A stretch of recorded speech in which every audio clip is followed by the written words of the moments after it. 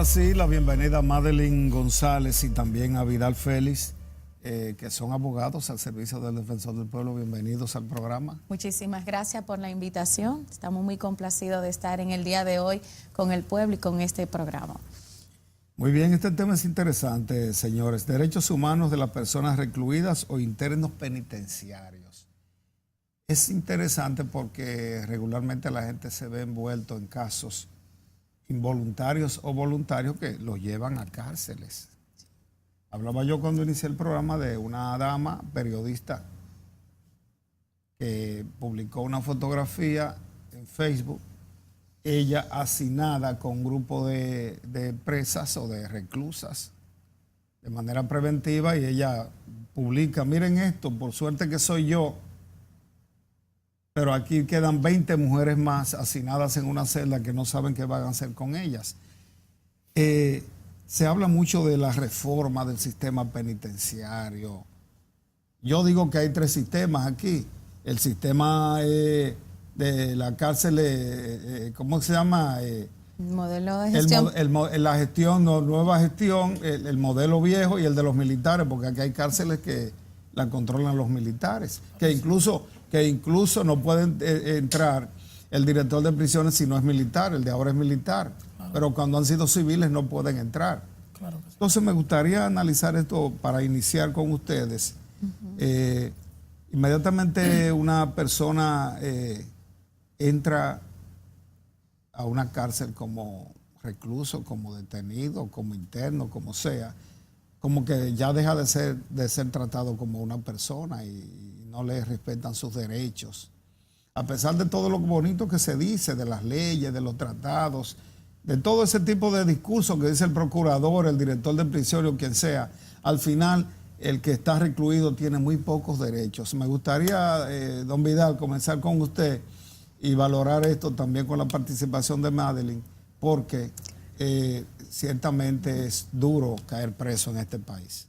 Buenos días, como le he establecido anteriormente, a la Casa del Pueblo y para el pueblo. Entrando en esa misma tesitura con relación a lo que es el nuevo modelo y a lo preventivo libertad, todo proceso inicia con una denuncia o con una querella. Cuando un individuo comete una violación a un ilícito penal, por la figura jurídica que se entiende, lo primero es que es citado para el Ministerio Público valorar los elementos de prueba que comprometan tu responsabilidad. Si lo ve con mérito, lo pasan del juez de la instrucción y a través de un mandamiento de medida de coerción solicita que el mismo sea o llevado a prisión o se le otorga una garantía económica, un impedimento a salida. Pero bueno, cuando ya cae a un sistema penitenciario, el individuo en ese momento tiene derecho, que son el derecho a la dignidad, a que se le dé un buen trato, a que no se le torture con relación a eso y siga su procedimiento. Luego de ahí vienen los diferentes tipos de recursos, que ya sean o recursos de apelación o un recurso de revisión, siguen en estado de preventivo. Porque el estado preventivo no es más que el individuo, aunque se encuentra privado de su libertad, tiene recurso abierto y el Ministerio Público no ha aportado los elementos de prueba que comprometan su responsabilidad debido a que está dentro de un plazo. Sigue cumpliéndose el plazo de las 48 horas. Es un plazo constitucional. Totalmente. No se pueden violentar. Inmediatamente un individuo es llevado ante el juez, él tiene la obligación constitucionalmente, como ley de toda norma, incluso establecido en el bloque de constitucionalidad de los pactos sobre derechos humanos. Es obligatorio, no se puede vulnerar. En dado caso que se vulneraran, da objeto a que sea liberado, no importa que haya violentado lo que es un ilícito penal o no. Hay que dar la libertad por la violación a ese debido proceso. ¿Se cumple eso? Tiene que cumplirse obligado. En muchos casos sí, en otros casos no. Bueno, en el caso de Madeline, que tiene que ver mucho con claro, el tratado y ese tipo de cosas, Madeline, el país es signatario de tratados internacionales que le dan derecho, le dan responsabilidad de cumplir con los derechos de los internos, de los presos. Pero sí, estamos siendo parte actualmente de la Convención de Prevención contra la Tortura y Malos Tratos y Degradantes, pero en la actualidad existe un protocolo facultativo para este convenio, en el cual República Dominicana no es parte en la actualidad. Es una iniciativa del Defensor del Pueblo que le remitió la titular al presidente de la República para que República Dominicana, y pondere, claro está, que República Dominicana forme parte de este protocolo facultativo de prevención contra la tortura, malos tratos, infrahumanos, inhumanos y degradantes. ¿Por qué es tan importante esto? Ustedes vemos a diario la situación en República Dominicana de abuso de autoridades, de abuso de las personas que deben de salvaguardar los derechos de las personas privadas de libertad, no solamente estando en situaciones en la calle, como decimos, también en los centros penitenciarios. Tenemos la tendencia de que una persona privada de libertad se le cohíben de sus derechos fundamentales y humanos, y esto totalmente errático. Por lo cual los responsables en los centros penitenciarios son los encargados de velar en todo momento de que estos derechos se cumplan a cabalidad, se les respete y no se les vulnere a estas personas. Es por eso que en todo momento, cuando una persona privada de libertad, por ejemplo, en el derecho a la salud, es tortura no remitirlo a tiempo a un centro de médico o un hospital para que se le haga la evaluación correspondiente. También dejarlo, por ejemplo, hay una situación de disciplina, claro está, hay protocolos disciplinarios en los centros penitenciarios. Cuando una persona comete una falta grave, tiene que durar más o menos 30 días en la celda de reflexión, y ya cuando sobresale a esos 30 días, ya hay vulneración. Entonces, hay casos especiales en los cuales amerita un poco de tiempo extra de los 30 días, como tales son casos si se hubo fuga, o caso de aislamiento por alguna situación de enfermedad, o caso de aislamiento para salvaguardar la vida de esta persona, en la cual participó en un acto que afectó no solamente a la persona que agredió, sino también a una sociedad, causó impacto en la sociedad. Es por eso que debemos de velar en todo momento en la salvaguarda de estos derechos. ¿Por qué? Porque ya esa persona se encuentra parte de los grupos vulnerables. ¿Por qué? Porque está cohibido de su libertad. No tiene la libertad que usted y yo tenemos y que los televidentes tienen, sino que es una situación especial. Es por eso que la tortura está prohibida por la Constitución en su artículo 40 sobre la integridad de la persona. También está el derecho a la dignidad, a la igualdad, al trato humano. Y de verdad, si República Dominicana forma parte de este protocolo, no solamente para los centros penitenciarios, sino también para toda autoridad. ¿Podría haber mejoría, por ejemplo, enviar a una persona a una celda, aunque sea de manera transitoria, donde no hay un baño, donde no hay un banco, donde tenga que sentarse en el suelo, porque eso es lo que está pasando ahora? Me gustaría ver el trabajo del Defensor del Pueblo cuando hay reclamos de ese tipo, o si el Defensor del Pueblo puede acceder a supervisar el nivel de vida de los reclusos y de la gente que, aunque de manera transitoria, puede estar detenida, como en este caso, que los tiran en una celda que más bien es una jaula, no tiene, y amanecen en el suelo, en el piso. O sea, es una cosa que hay que estar ahí para verlo.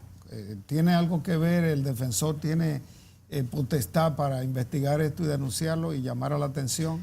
Por supuesto, el Defensor del Pueblo ha remitido varias comunicaciones tanto al procurador como a la Dirección General de Prisiones, al modelo de gestión penitenciaria, inclusive a los ministerios de salud, a otras instituciones públicas para salvaguardar esa situación en la cual se encuentran las personas privadas de libertad. Porque cuando se trata del derecho a dignidad, es usted tener una calidad, o sea, lo mínimo, como dice la titular allá, que esas personas, ella siempre ha sido colaboradora con que se donen colchones, salgan situaciones.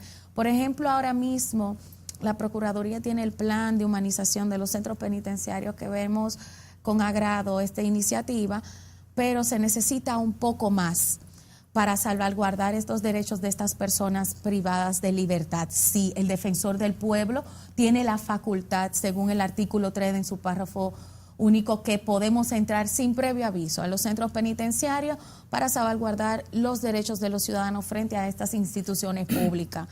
En el día de hoy sí, hemos tenido a veces dificultades para entrar para las cárceles por motivo de desconocimiento a veces del rol del defensor del pueblo, pero ya tenemos acceso a todas.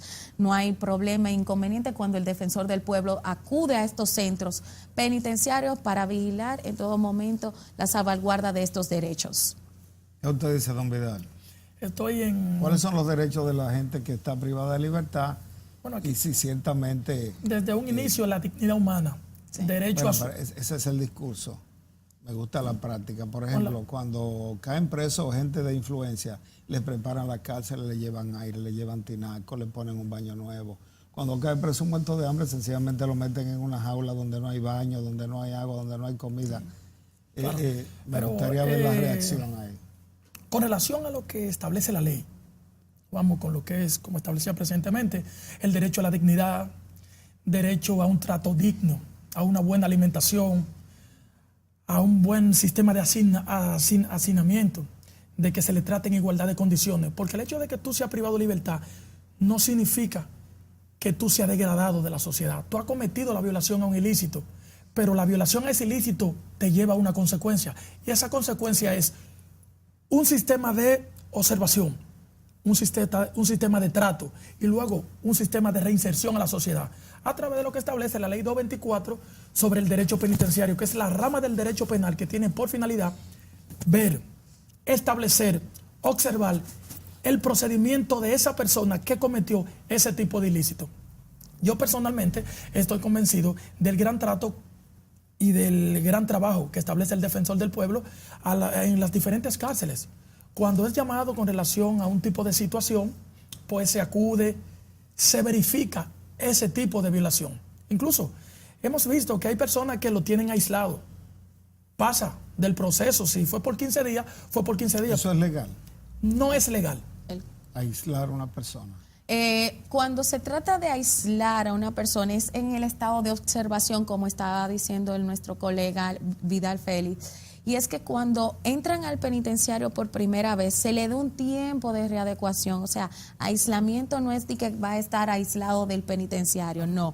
Lo que pasa es que se le da como para que se ambientalice, verificar cuál será su reacción, todo eso, y está contemplado en la ley 224 y también en el manual penitenciario de la Procuraduría. Se le da un tiempo, porque es adecuándolo, o sea, verificando su actitud y todo, para entrarlo ya a un pabellón, porque es lo correcto, porque no entrarlo de lleno. Óigame, y no es peor que una persona que esté libre, porque bueno, la libertad es libertad, aunque no tenga un centavo. Esa es la regla, la libertad. Pero que usted caiga presa de repente y la aísle en 15 días para que se adapte. Pero hay gente que se puede suicidar en eso, en ese contexto, y es mejor estar con un grupo de personas. Hay que establecer algo. En el momento que tú entras a un penal o a un presidio, claro, o a un tipo de recinto privativo de libertad, si un privado o un interno no se comporta de una forma adecuada, establecida en las reglas y en las normas de ese centro, ¿qué es lo que se hace? Que se lleva aislado, no de una forma fuera del penal, sino es una especie de castigo que se hace. Sí, claro, con un tipo de observación, pero con una especie de castigo. Si es puesto por 15 días y tiene 30, un familiar llama al defensor, nosotros acudimos y establecemos que hay que devolverlo a su celda, porque con relación al castigo ha pasado o se ha limitado o extralimitado fuera del tiempo. De esa forma el defensor del pueblo da una especie de ayuda a la población dominicana, volviendo a que se traiga a su celda de nuevo, porque ya cumplió con el castigo establecido con relación a eso. Exacto, y hay que verificar, porque no solamente es el aislamiento, es una sanción en casos muy graves, también la recorte de visitas de los familiares, la entrega de a lo mejor pertenencia, en el sentido de que le lleven ropa y cosas.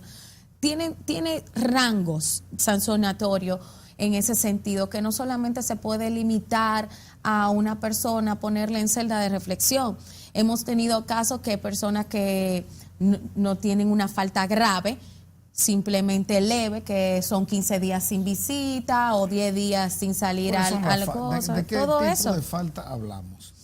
Le falta cuando, por ejemplo, una persona, usted sabe que en los centros penitenciarios hacen conteo cada cierto tiempo, en la mañana, al mediodía, en la noche, hacen cierto conteo. Hay personas que no deciden participar en el conteo, ya eso es una falta. Si se queda en su celda. ¿No? Exacto, no sale al conteo, entonces ya es una indisciplina. Recordemos que estamos en un centro penitenciario para ser reformado, para reinsertar en la sociedad, que usted debe de colaborar con la disciplina y con los protocolos, con el debido proceso que se hace en el centro. Usted, independientemente de que esté privado de libertad, tiene que cumplir con obligaciones y deberes dentro del centro penitenciario, porque así como usted tiene derecho, también tiene deberes, así como ciudadanos tenemos derechos, también tenemos deberes ciudadanos. Es tanto así. No solamente el defensor del pueblo ha estado vinculado a estos casos, también hemos descubierto que personas que cometieron una falta, bueno, se le pone la que corresponde, pero también hay situaciones que son falta grave. Ya ahí el defensor del pueblo debe de dejar actuar a la autoridad competente, porque hubo una indisciplina en ese sentido. Entonces, corroborando lo que dice la licenciada Madeline González, también cuando tiene cualquier tipo de pelea o trifulca con un compañero, uso de sustancias alucinógenas, entrada al penal de cualquier tipo de objeto Se supone que no violatorio debe a la entrar ley, nada alucinógeno a la cárcel. eso es lo que establece la ley. Entonces, de ese tipo de procesos se cumple bajo un manual que deben ser cumplidos. Un día, 2 días, 3 días, 5 días. Lo que nosotros velamos, desde la neutralidad, imparcialidad y objetividad, de que no se vulnere, no se pase del plazo el cual está establecido el manual. Si son 15, son 15. No si son 15, son 30, no.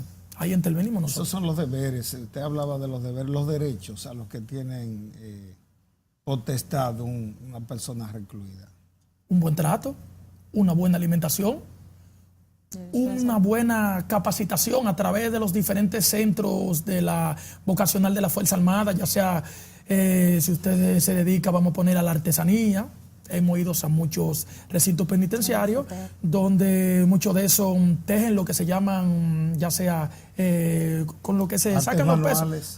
Todo tipo de arte que al momento de ser reinsertados a la sociedad sean útiles al buen desempeño y ellos mismos sustentar su familia con el sudor de su frente, como establece la Biblia.